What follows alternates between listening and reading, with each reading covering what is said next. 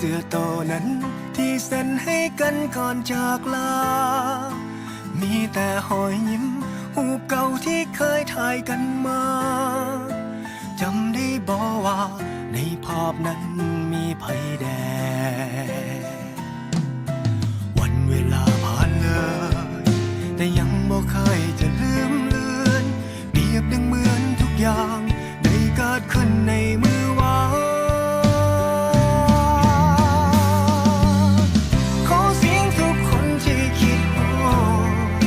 หมอเจ็บฝังใจอยู่ใส่ผู้ใดที่คิดฮอดแฟนเก่าตอนนั้นหรือยังได้ใส่ชีวิตร่วมกันยินดีนำเด้อคิดฮอดกินซอขาว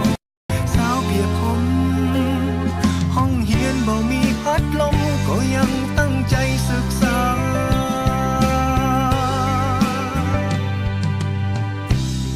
ทั้งคืนและวันจะหมุนไป5 ปี10 ปี